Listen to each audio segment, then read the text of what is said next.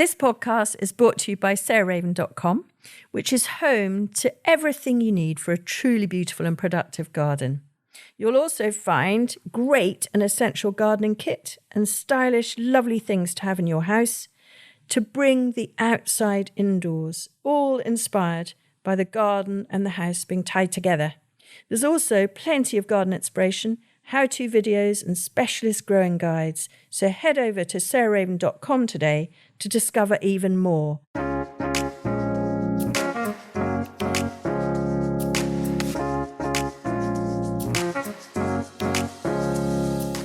Welcome to Grow Cook Eat Arrange, the podcast of me, Sarah Raven, and today I'm joined by our Perch Hill head gardener, Josie Lewis, who's been here often before, and I'm sure lots of you will recognise her voice. Hello, nice to be back again. Good. So we are going to continue between us the 12 best series. So we've done structural plants, well, we've done lots of different things actually, but what Josie and I thought we would cover initially are her pet subject, I guess, which are container plants. I mean, if I have a pet subject, which is, I guess, cut flowers, number one, number two, edibles, definitely for Josie. Number one for her, I would say, I'm putting words in her mouth, she can speak for herself, would be containers, and number two, roses. Is that right, Josie? Roses or dahlias, yes. Oh, yeah. Of course, I forget. Dahlias, that's a pet subject for both of us. Yeah. Anyway, so we thought we would do containers. And because we are autumn, winter, spring season, we thought we'd start with those. And not because I guess you can plant them now, which of course is a bit late, although you still could plant some. And then we're going to move on to the ones that you want to do the changeover as your bulbs go over and you move into late spring, summer and autumn. So let's kick off, Josie, with your number one winter through to spring container plant. Okay, these aren't in any particular order of preference, but I'll start off with the heucheras, which are, the leaf colours, that the variety you can get now, just amazing. Yeah. But if you asked me to choose one heuchera, it would be sanguinea. Right. So green-leaved, green marbled leaved. It'll keep those leaves over the winter if it's protected. If it's really exposed, it might suffer a bit. All the other heucheras tend to have pale flowers, whereas this has red flowers. Which is why it's called sanguinea, yes. Which is Latin name for bloody, isn't it? Yeah, that's right. Yeah. And it looks great through the winter. We have it planted on top of our tulip pots. So as the tulips come through, they sit so beautifully. Well, it's called coral bells, isn't it? So just match the colour of your tulips to the heuchera flowers. Fabulous. Okay. It's lovely. Very good. I think what is just calling out in everyone's mind, if they've grown heucheras, is what about vine weevil? Have we had a problem with that here? Yes, yeah, we often do. You can tell when there's vine weevil. The heucheras look like they're too dry. So you can keep watering them, but nothing happens. So then go and pick the plant up, and if it just comes away, they just sit on the surface because all the roots have been eaten. But if that happens, don't throw them away. Take that top plant, take all the little stems, plant them up, pot them up separately, take the leaves off, just that length of stem, and those will grow away, and you'll have 10 plants instead of one. So the vine weevil have done the division for you. Exactly that. And what have you tried the biological control? Is that effective against vine weevil? It is. We haven't used it here. We just accept it, the vine weevil. We give the little grubs to the birds, empty the pots out, let the birds sort through it. So we haven't tried it here, but I think it would be effective if people are having a lot of trouble, yes. And so the weevil, which looks like a sort of, almost like a shield white bug. maggoty. But then they lay their eggs and then the maggots bury down and eat the roots, don't they? Roots, yeah. But the adult... The adult, yeah.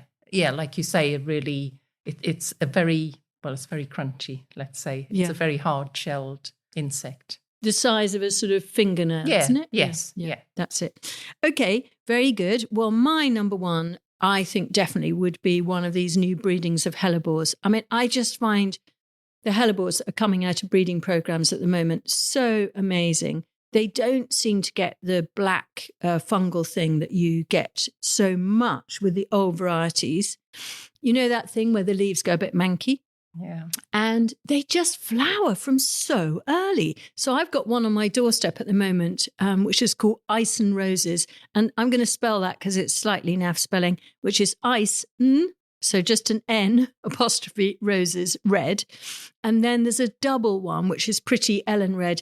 I don't know. There are so many. We did a trial here of some last winter.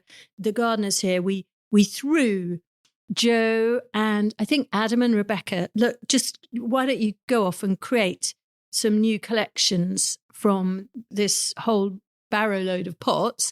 And they did. And we've had such success with them. I've been blown away by them. They look good all summer, but obviously as we now go into the cold weather, the hellebores start to flower. And they've got things like heucheras and pittosporum and things with them.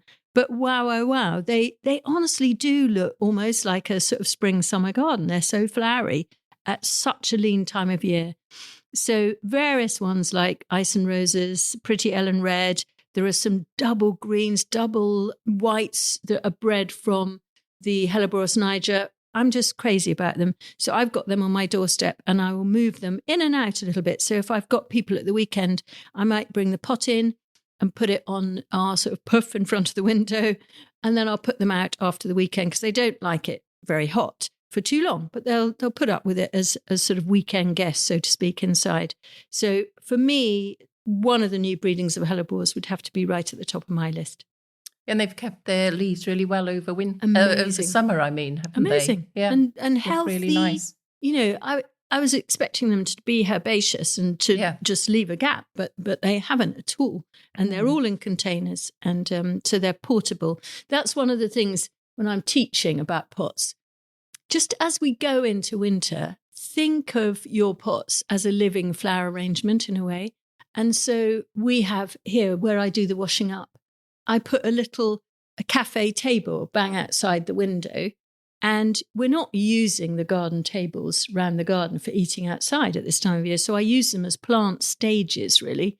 And I think give your pots a stage is such a good thing. And so just walk around and have a look. As anything is looking good at that particular moment, put it bang outside your window where you're doing the washing up or where you're working near your desk, whatever. So you look out over this lovely floweriness.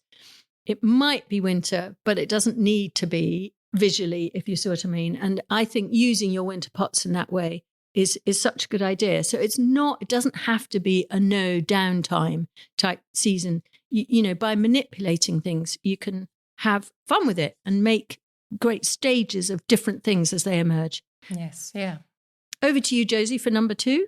So one of my all-time top plants is Sarcococa. We've got purple stem that runs down the north face of our school here, which is fabulous. I mean, Sarcococas are the winter flowering sweet box, Christmas box. And they're just fabulous. They look good all year. They never really get out of hand. But for a container, I'd go for the smaller one rather than purple stem, something like Winter Gem, which is much shorter and suitable for a container. But, you know, the scent, I mean, it hits you, doesn't it, in January, Amazing. On January day.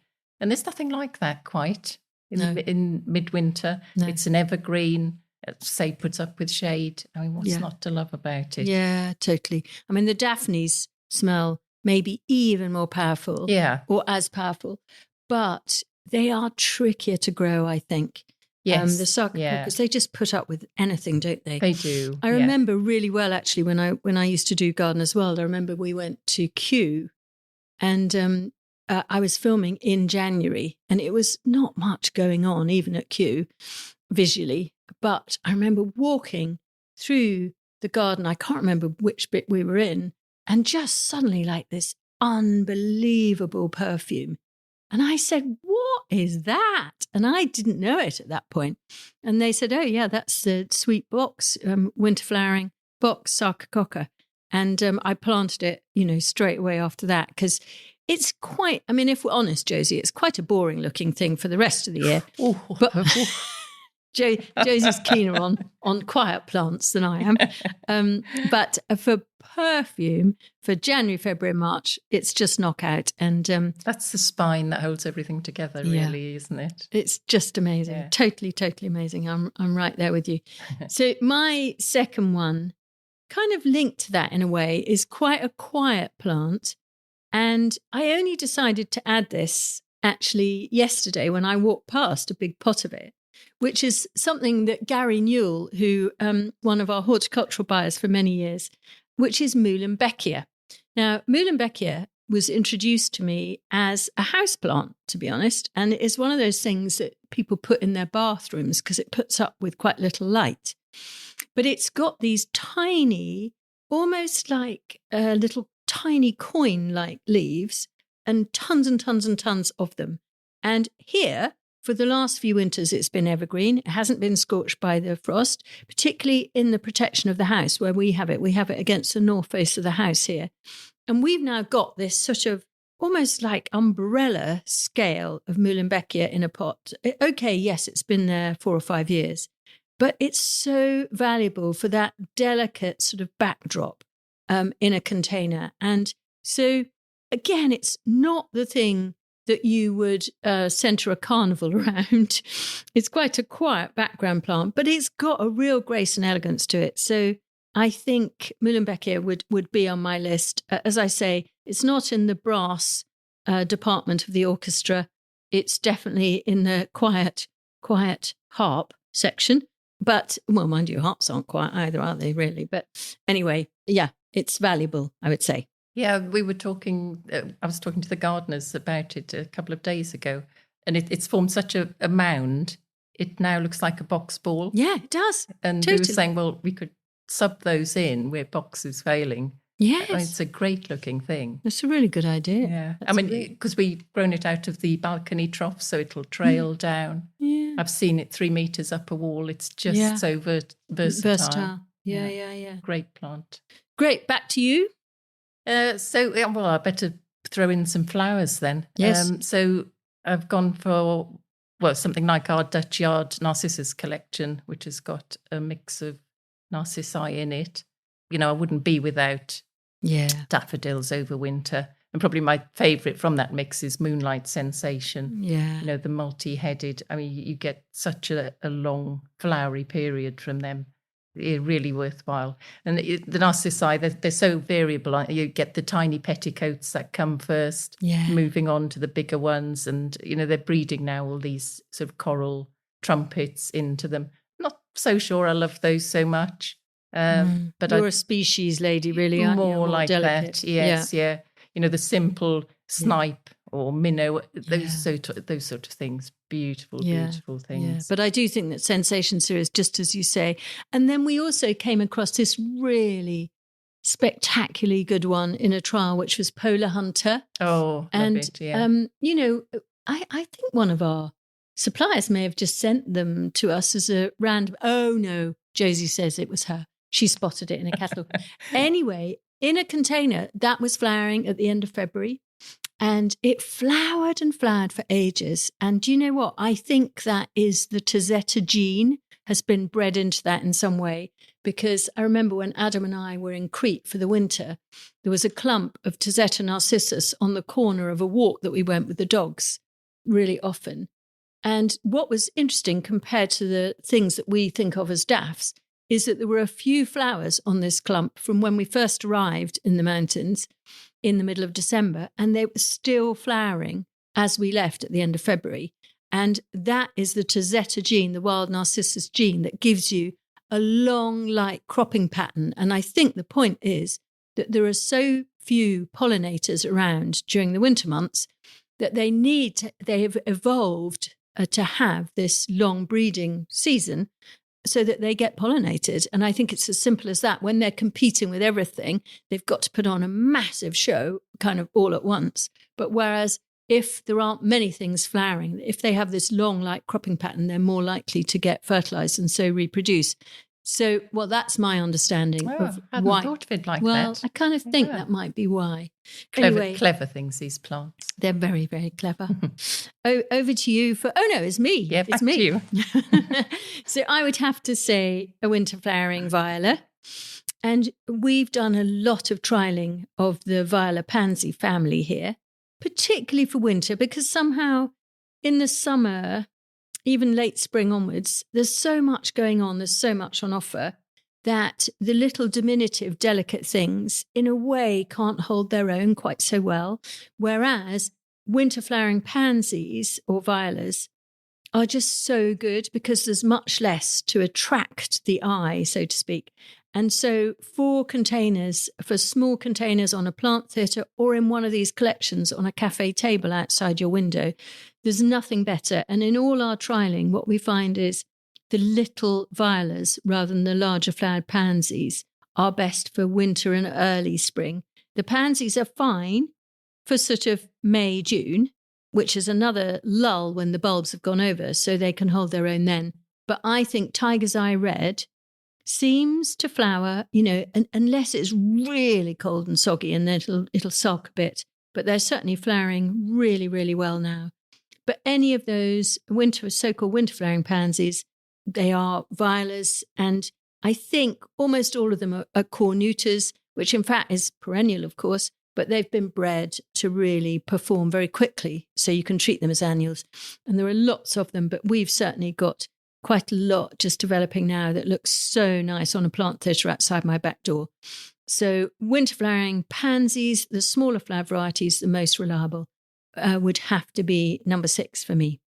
Yes. Number 7, Josie. So as you all know, we have massive pots here, and we don't want to be looking at nothing all winter.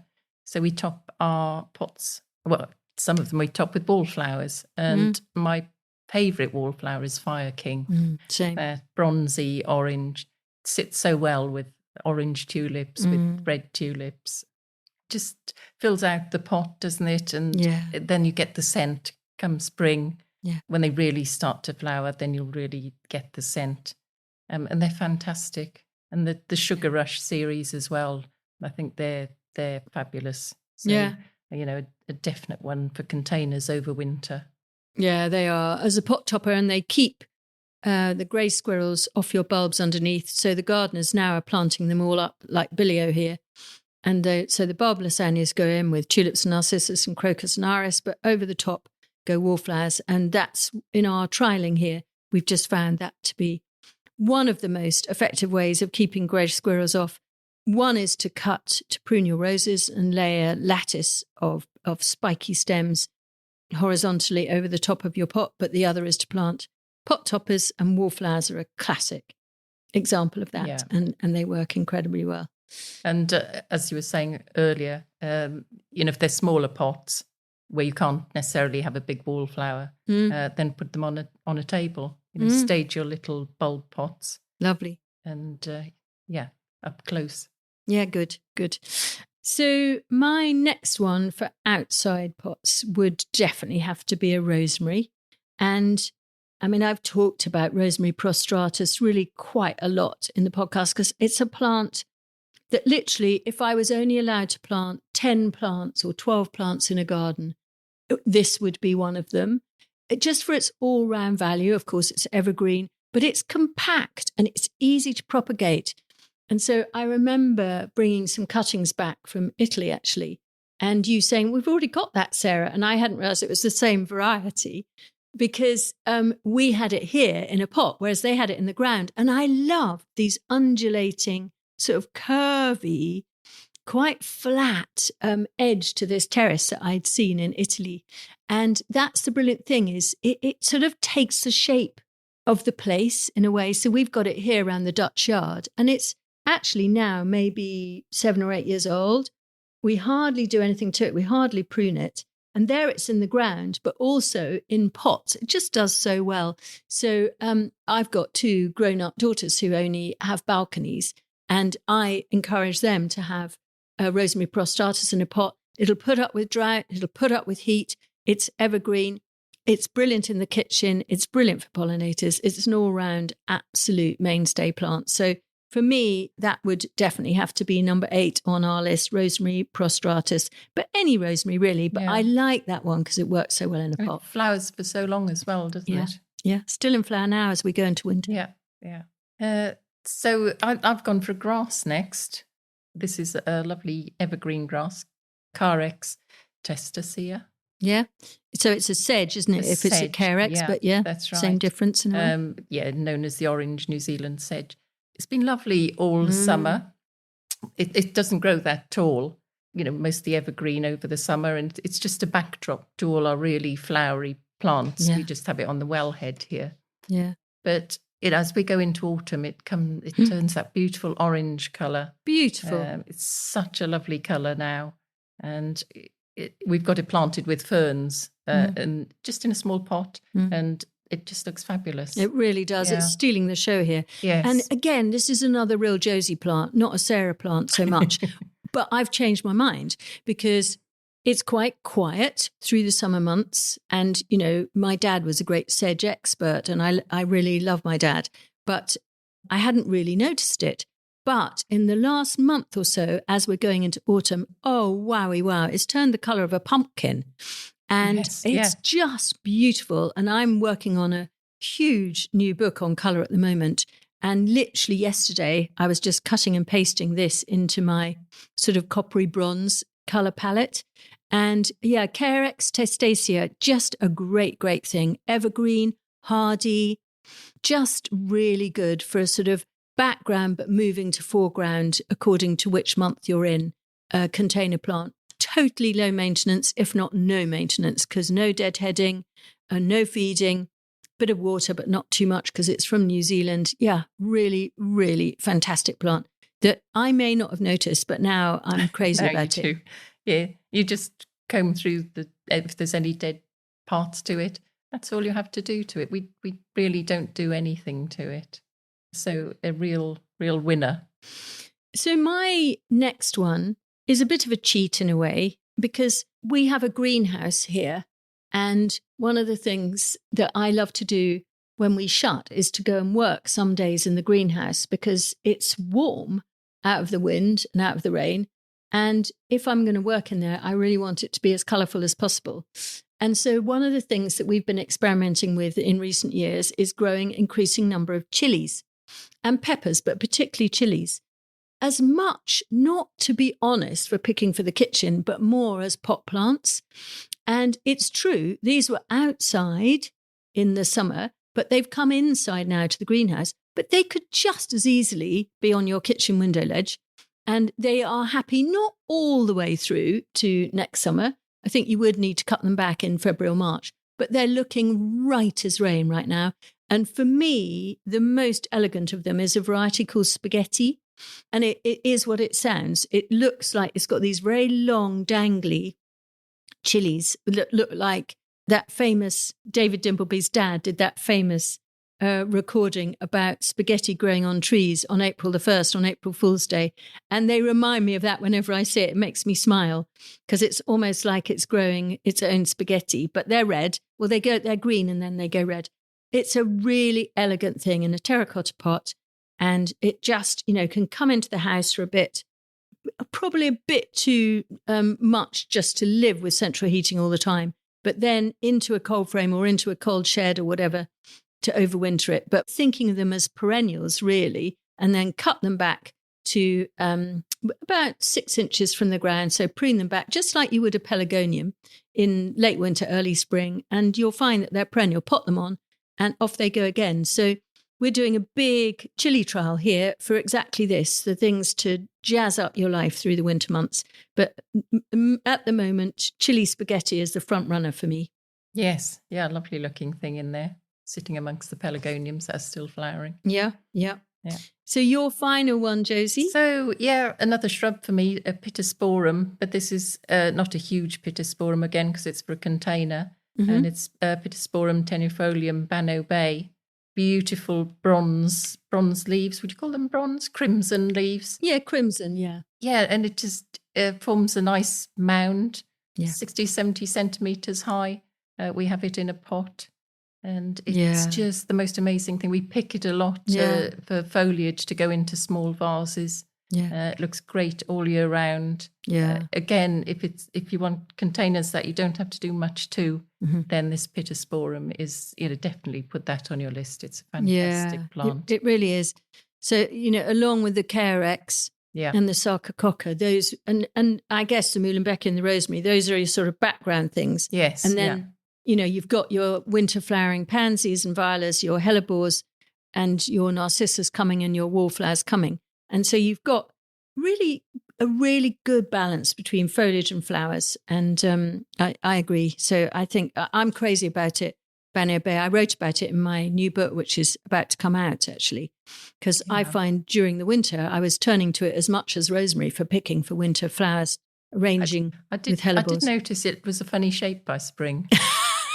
Yes, I don't admit to Josie quite how much I pick. And perhaps if I'm impatient, I don't think prune carefully and sensitively. I could do a bit of a hack, naughty me.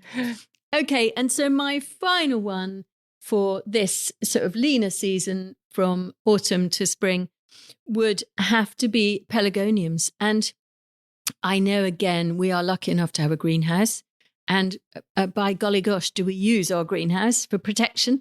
And when I'm teaching, I tend to say to a group, okay, how many of you are lucky to have a greenhouse or a polytunnel or a cold frame? And a certain number of people put their hands up. And then I say, okay, now, can you be honest? How many of you use your greenhouse as much for growing and for picking and harvest between May and September, October, as you do between October and May? And 2 or 3 out of the group will put their hand up saying they are using them in the winter months. But why not? Because it's just such a shame. So what people tend to do is to fill their greenhouse with their eating table, the barbecue, the fire pit, and not with lovely container growing things that you can eat or that you can bring into the house as occasional weekend visitors. And pelargoniums are the classic example of this. They really benefit from the sort of coolness of, not being inside the house all the time. But if you've got a north-facing window ledge, then you can put them there. And there are varieties like apple blossom that I find flower pretty much all winter. The other one that is really fantastic is lavender lass. That just goes on and on and on and on and flowers pretty much all winter. And then once we get into spring, by April, often ashby is in full flower, which is the most beautiful velvet, crimson and carmine, sort of crimson and sort of magenta flowers. And yeah, they're just so nice to have in the house or out in the greenhouse or, in a shed, but they just need to be frost-free. Yeah, and if like attar of roses, scented leaved ones, you can keep picking them for a lot of the winter, can't you? Absolutely, absolutely. So those are our top 12. And I hope that was interesting. And I hope that gives you a few ideas of things that you can grow in containers, whatever size your garden, even if it's a balcony. Those are ideas that we would really recommend for the leaner months of the year. And then in a couple of weeks' time, or next week, I can't remember which it is, we will do summer into autumn containers. So whether it's from sort of May to kind of October, which is what we'll do next, or whether it's from October to May, which is what we've just done. Those are our, Josie's and my, absolute desert island top recommendations for container plants. So, see you then. See you soon. Thanks so much for listening to Grow Cookie to Range with me, Sarah Raven and Josie Lewis. And next week, Josie's back with me and we're going to carry on the container series. That's Josie's absolute hotspot, as well as her other pet subject, which is roses, which we're not covering in this episode, but we're going to do summer into autumn containers next week. So we'll cover the whole year round between the 2 episodes. So I hope to see you then.